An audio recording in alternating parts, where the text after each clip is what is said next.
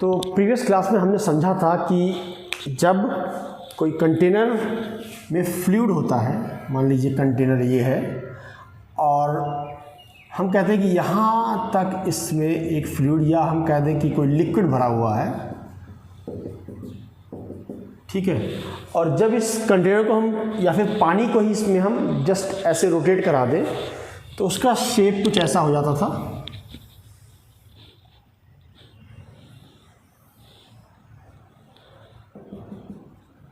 और या कंटेनर को रोटेट करा दें या फिर हम पानी को ही रोटेट करा दें इस एक्सेस पे, तो ये शेप जो है इसको हम कहते हैं पैराबोलॉइड। मतलब अगर आप 2D में देखें तो ये पैराबोला लगता है, क्योंकि पानी अगर हम उस कंटेनर को देखें, ऊपर से देखें तो पानी 3D में दिखाई देगा। तो 3D पैराबोला का जो 3D शेप होता है उसको हम कहते हैं पैराबोलॉइड। तो ये होता है पैराबोलॉइड। अच्छा, ये वाली जो अगर मैं बात करूँ, थोड़ा सा और हाइट बढ़ा देता हूँ इसकी, जो एक्चुअल हाइट जो थी पानी की वो थी y0।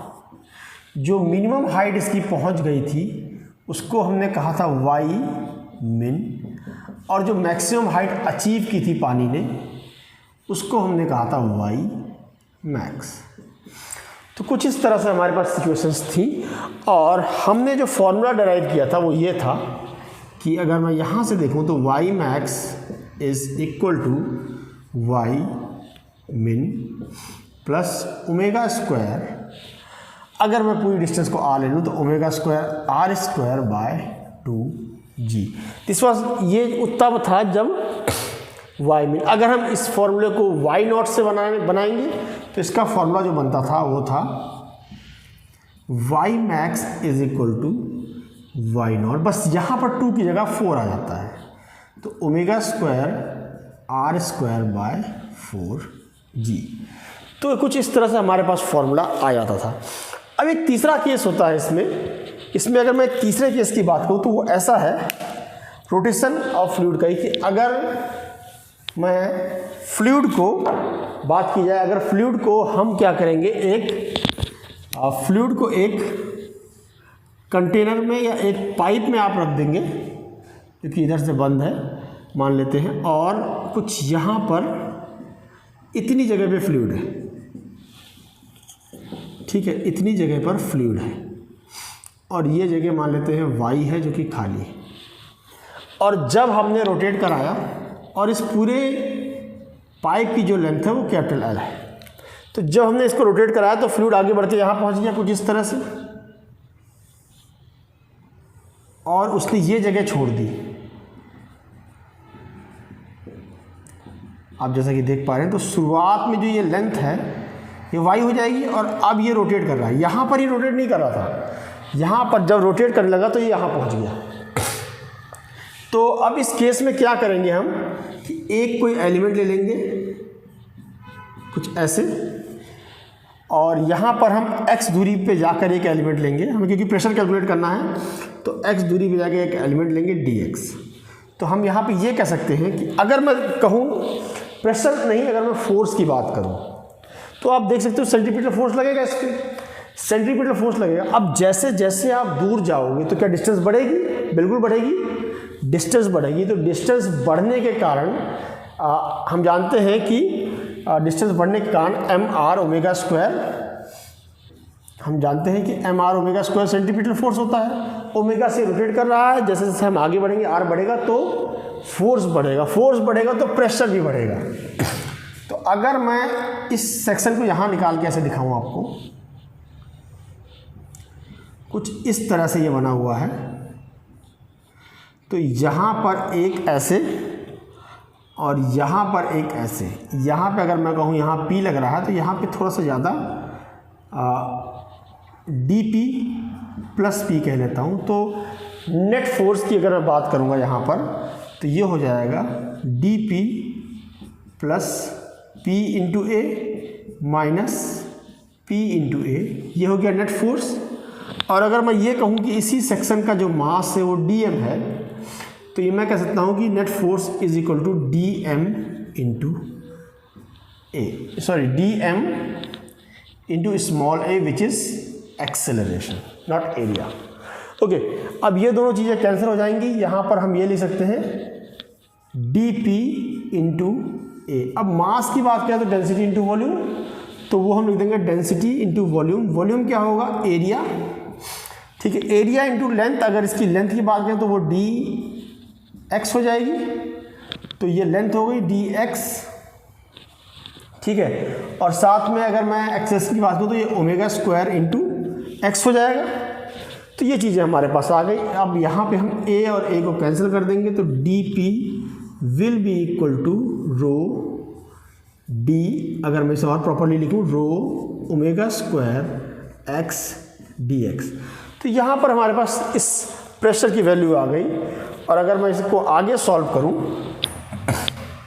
तो अगर फर्दर सॉल्व किया जाए इसको, तो यहाँ से जो प्रेशर का फॉर्मूला, एक पाइप में फ्लूइड रखे हुए फ्लूइड को जब हम रोटेट कराते हैं तो उसका प्रेशर का जो फॉर्मूला आएगा वो आएगा P इज इक्वल टू, यहाँ पे हम इंटीग्रेट करा रहे हैं रो ओमेगा स्क्वायर x dx, और लिमिट हम रखेंगे y से लेकर L तक की। तो जब हम लिमिट रखेंगे तो यहाँ से प्रेशर आ जाएगा rho omega square L square minus y square. तो ये वैल्यू आ जाएगी इस केस में जब इसे थॉरली इंटीग्रेट करूँ। तो ये प्रेशर होगा जब एक पाइप को हम रोटेट कराएंगे एंगुलर वेलोसिटी ओमेगा से, तो ये प्रेशर की इक्वेशन आ जाएगी। जैसा कि हमने पूरे फ्लूइड मैकेनिक्स में हम डिस्कस करते हुए आए हैं कि प्रेशर कब कब कहाँ कहाँ, हमने बहुत सारी चीज़ें डिस्कस की।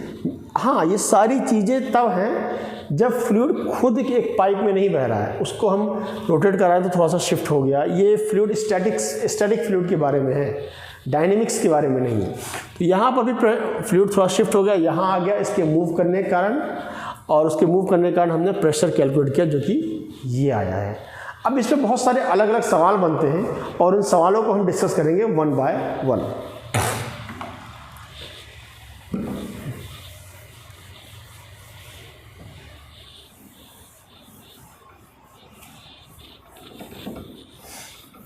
तो एक फॉर्मूला हमारे पास ये हो गया, और पिछले कॉन्सेप्ट से जो हमने फॉर्मूला निकाला था उस फॉर्मूले को अगर हम लिखें वाई मैक्स और वाई मिन वाला, तो एक तो Y max is equal to Y min plus omega square R square by 2g, और या फिर दूसरे तरीके से निकालें Y max is equal to Y not plus omega square R square by 4g।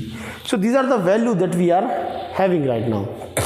तो अब क्या करेंगे, हम इन वैल्यूज़ का या इन कॉन्सेप्ट्स का यूज़ करके हम कई क्वेश्चंस को सॉल्व करेंगे। जैसे अगर मान लो हमारे पास एक पाइप ऐसे दिए हो, कुछ ऐसे खूबसूरत सा डायग्राम है एक, और अगर हम इसे सॉल्व करते हैं तो आज हम, तो अगर मैं कहूँ कि ये लेंथ L है, ये भी लेंथ L है, पूरी लेंथ है, मतलब मैं सेंटर से बात कर रहा हूँ पूरी इस वाली, और यहाँ पर जो पानी भरा हुआ है सब में h हाइट तक भरा हुआ है।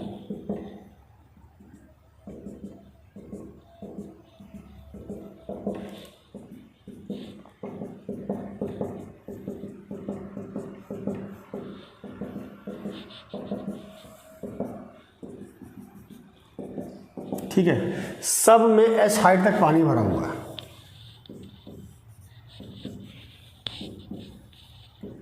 अब क्वेश्चन ये है कि what will be the angular speed of this middle one, इसकी एंगुलर स्पीड कितनी होनी चाहिए कि इसका सारा पानी डिप करके इन दोनों में आ जाए।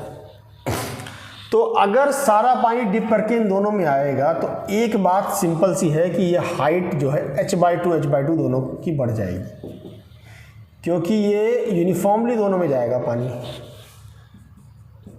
तो मैं उस वक्त ये कह सकता हूँ कि 3h/2 ये हो जाएगा और 3h/2 ये हो गया। ये बात तो क्लियर है। तो अगर मैं पैराबोला बनाऊँ कुछ ऐसे, तो ये कुछ ऐसे पैराबोला बन जाएगा इस केस में। तो जब पैराबोला बनेगा तो ये तो वाई मैक्स हो जाएगा, वाई मिन 0 हो जाएगा। भाई वाई मिन डेटम पे आ गया, वाई मिन 0 हो गया, ये हो गया वाई मैक्स। तो हमें निकालना क्या था, हमें निकालना था ओमेगा। तो वाई मैक्स तो हो गया 3h/2, अगर मैं लिखना चाहूँ तो वाई मैक्स हो गया 3h/2, ये वाई मैक्स हो गया। वाई मिन जो हो जाएगा, वाई मिन हो जाएगा 0, वाई मिन हो गया 0। और अब अगर मैं वाई मिन 0 रखूँ और आर की वैल्यू क्या हो जाएगी, क्योंकि ये एल है और ये भी एल है तो आर की वैल्यू एल हो जाएगी। तो यहाँ से मैं अगर वैल्यू पुट करूँ तो ये 3h/2 y max is equal to 0, ठीक है, y max is equal to 0 plus omega square into l square bye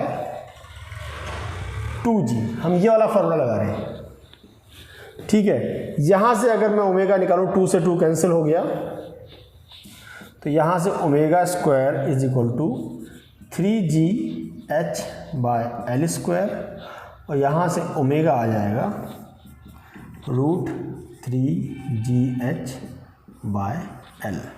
तो इस तरह से इस प्रॉब्लम को सॉल्व किया जा सकता है। तो यहाँ से तो हमने ये प्रॉब्लम सॉल्व की। एक और क्वेश्चन अगर हम लें, मान लो कि इससे ना पूछा जाए, इससे ना पूछ के इससे पूछ लिया जाए, और तब पूछा जाए कि दोनों में कितनी हाइट तक पानी चढ़ेगा, तब कैसे सॉल्व किया जाए, तो वो भी देख लेते हैं। तो इसको हम रफ करते हैं और थोड़ा सा फिर से डायग्राम को इसको बनाते हैं और सॉल्व करते हैं।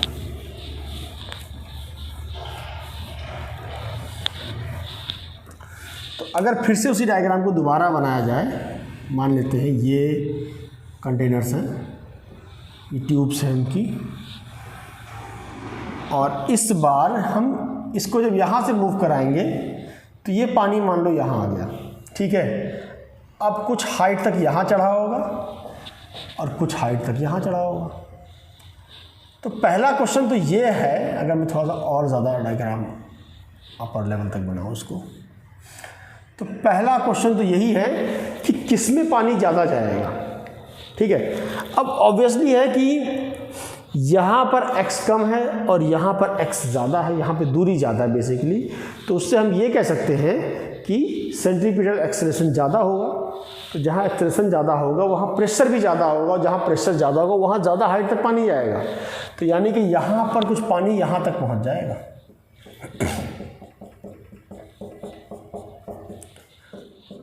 ठीक है, पानी कुछ यहाँ तक पहुँच गया।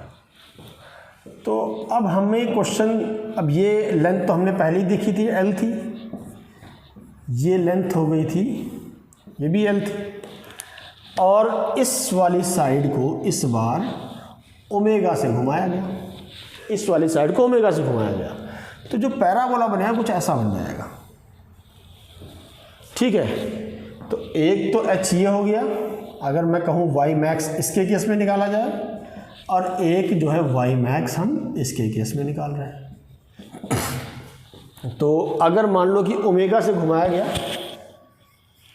ठीक है, ओमेगा से घुमाया गया तो कितनी हाइट तक जाएगा, ओमेगा हमें दे दिया गया। तो वाई मैक्स अगर पहले केस में निकाला जाए, वाई मैक्स, क्योंकि वाई मिन तो 0 ही होगा, तो इसके केस में वाई मैक्स आ जाएगा ओमेगा स्क्वायर। अब आर की जगह एल है तो यहाँ पे हो गया एल स्क्वायर बाय 2g, ये तो सिंपल आ गया। दूसरे केस में अगर मैं बात करूं तो वहाँ से जो y मैक्स आएगा वो होगा ओमेगा स्क्वायर, और यहाँ पे 2l का स्क्वायर बाय 2g, यानी कि 2 omega square l by g। तो इन दोनों की वैल्यू कुछ इस तरह से हम कैलकुलेट कर सकते हैं।